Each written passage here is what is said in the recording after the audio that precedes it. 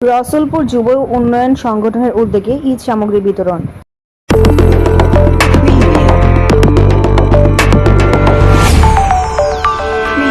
Nurnagar news, সময়ের সাথে সত্যের পথে। ব্রাহ্মণবাড়িয়ার নবীনগর উপজেলার রসুলপুর যুব উন্নয়ন সংগঠনের উদ্যোগে গ্রামের অসহায় মানুষের মাঝে ঈদ সামগ্রী বিতরণ করা হয়েছে। রোববার দুপুরে অসহায় মানুষের মাঝে ঈদ সামগ্রী পৌঁছে দেন সংগঠনের সদস্যরা।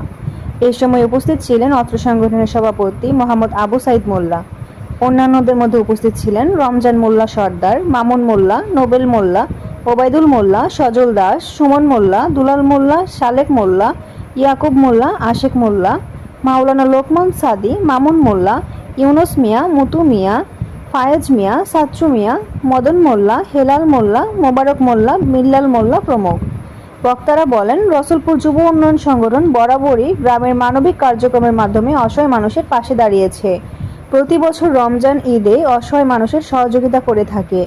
প্রতি বছরের ন্যায় এবারও গ্রামের অসহায় মানুষের মাঝে ঈদ উপহার বিতরণ করা হয়েছে। এছাড়াও গ্রামের উন্নয়নমূলক কাজ করেছে এই সংগঠনের সদস্যরা। ভবিষ্যতেও তারা এই ধরনের কার্যক্রম চালিয়ে যাবে বলে আশাবাদ ব্যক্ত করে।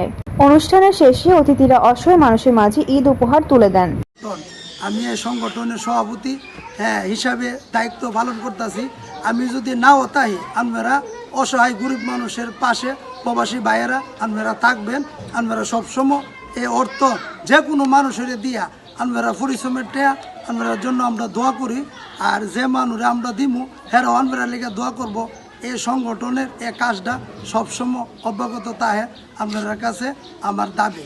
আরেকটা কথা হলো, আমাদের এই সংগঠন নিয়ে রসুলপুর যুব উন্নয়ন সংগঠন, এই সংগঠনের উদ্যোগে আমরা যে রসুলপুর যে কবরস্থানের এটার মধ্যে আমাদের এই সংগঠনের লোকেরা যে অর্থ দিছে সে অর্থ দিয়ে আমরা কবরস্থানে কাজও করতেছি।